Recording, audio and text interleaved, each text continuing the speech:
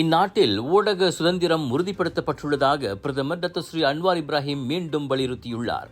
ஆனால் அந்த சுதந்திரத்தை பயன்படுத்தி நாட்டில் பிளவையும் ஐக்கியத்தையும் சீர்குலைத்துவிடக்கூடாது. குறிப்பாக மன்னர், சமயம் மற்றும் மக்கள் ஆகிய 3R அம்சங்களுக்கு பாதிப்பு ஏற்படும் வகையில் ஊடக சுதந்திரத்தை தவறாக பயன்படுத்தக்கூடாது என அவர் கேட்டுக்கொண்டார். குறைக்குரல்கள் மற்றும் கருத்து சுதந்திரத்தை வெளிப்படுத்துவதற்கான ஊடகங்களின் உரிமைகள் மற்றும் சுதந்திரத்திற்கு அரசாங்கம் எப்போதும் ஆதரவாக உள்ளது.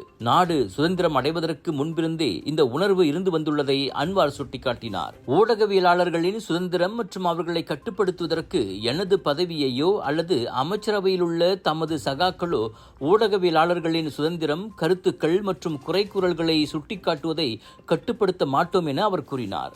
நாட்டின் பாதுகாப்பு, தேச உணர்வின் சித்தாந்தம், இனவாதம் மற்றும் சமய தீவிரவாதிகள் விவகாரங்களை கையாள்வதில் அரசாங்கம் கடுமையான போக்கை கொண்டிருந்தாலும் ஊடகத்திற்கான சுதந்திர உணர்வுக்கான உத்தரவாதம் இருப்பதாக அன்வார் தெரிவித்தார். மக்கள், ஆட்சியாளர்கள் மற்றும் சமய விவகாரங்களை பயன்படுத்தி நாட்டை பிளவுபடுத்துவதையும் சீர்குலைப்பதையும் அனுமதிக்க முடியாது என நேற்றிரவு 2023ஆம் ஆண்டின் MPI எனும் Malaysian press institute Petronas Malaysia விருதளிப்பு வைபவத்தில் கலந்து கொண்டு உரையாற்றிய போது அன்வார் அவ்வாறு தெரிவித்தார். இந்நிகழ்ச்சியில் நாட்டின் ஊடகவியலாளர்கள் பலர் தங்களின் பல்வேறு தரமான செய்தி படைப்புகளுக்காக விருதுகள் வழங்கி சிறப்பிக்கப்பட்டனர்.